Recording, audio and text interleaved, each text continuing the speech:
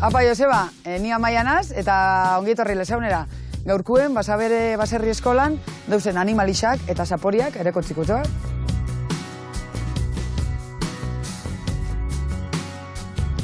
Basabere dela 6 urte inguru zabaldu zen, baserri eskola moruan, eta hasiera baten landa eremua eta hiri eremua batzeko asmotan zabaldu zen. Eta denbora gutxira konturatu gitzen, azkenian jendeak maskota moruan eukizandako animalik mordo bat abandona itxeziela, eta azkenian baserri eskola bat izatiez gain erreskate zentrua sortu zen. Eta gaur egun 90 espezie ezberdin inguru ditugu bertan. Bueno, bertan ikusten duzu moruan, baserrixetan topaugiken animalixetariko batzuk dauku, eta hontaz gain, Euskal Herrixan ohikoak ez dien beste animali batzuk ezetuko ditugu. Sarritxan maskota moruan euki izan den animalixa lorua da. Loruak daukagun arazua da, alde batetik tamaina handixa hartzen dauela, zarata handixa itzen dauela eta urte mordoa bizi dela. Horrek askotan arazo asko ekarten ditu, batez be bizilagunekin. Eta orduan askotan Basaberen bukatzen dabe, edo Basaberen moruko beste leku batzutan. Basaberen harrapakariekin, ezik eta lanak egiten alegintzen gara, jendeai espliketan apur bat, beraiek naturan daukien garrantziaz eta eurak errespetatziak daukan garrantziaz. Eta gure artean, ozelotia bizi da, bai. Arraroa muten dauen arren, jendia animal honekin trafiko bitzen dau, maskota moruan dauko, eta garrantzitsuena eta okerrena da, interes ekonomikoa da, bere azalan bidez ataraten dirutza dana. Ozelotia moruko animali exotiko gehiago badaz Basaberen, eta horrein artean egon alda txerri vietnamita, pitoiak, kokodriluak, baina danok dakigun moruan, hau ez da euron etxia, eta eurok behar dauen bakarra euron habitatian bizitzia da. Animalixak tranquil itxiko ditugu, eta ziur ane hasi dela jatekoa prestatzen.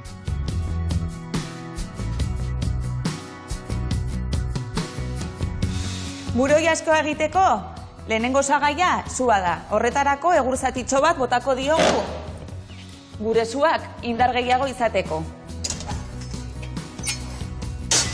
Labeaz gain, gure oilasko errea egiteko, garagardoa, gatza, limoia eta olioa behar dugu. Ta noski, oilasko bat. Lehenengo pausua, limoiak zatituko ditugu. Ondoren, oilaskoa beteko dugu, olio pixka bat botako diogu, eta masaje txiki bat emango diogu gure oilaskoari, gatza botako diogu, eta gauza bera, bazter guztietatik gatza izateko. Gure oilasko erreari ukitu berezi bat ematen diogu, bai? Garagardo erabiltzen dugu eta garagardoz bustitzen dugu gure oilaskoa. Eta azkenengo pausua, gure oilaskoa labean sartzearena da. Oilaskoa gutxi gora bera, ordu terdi inguru egoten da labean sartuta. Oilaskoa labean daukagula, orain Joseba erakutsiko dizkizut hemen Basaberen baditugun arrautza mota desberdinak.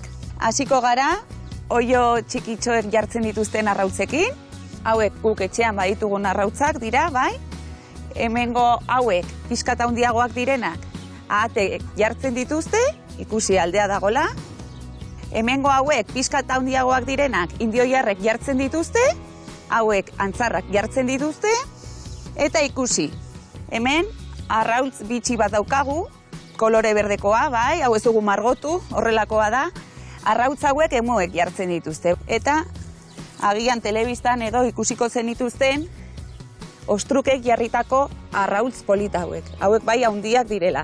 Joseba, honekin bai patata tortilla ederra egin dezakegula, bai?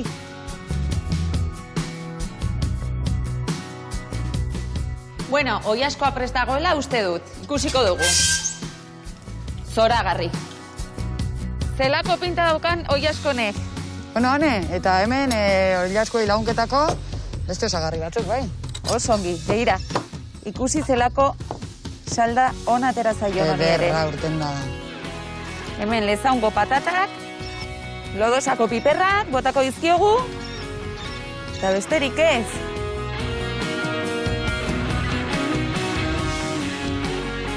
Bueno, Joseba, badakitzu, hemen ederto jatiaz gain animalixekin egun ederra pasetia gure bozu.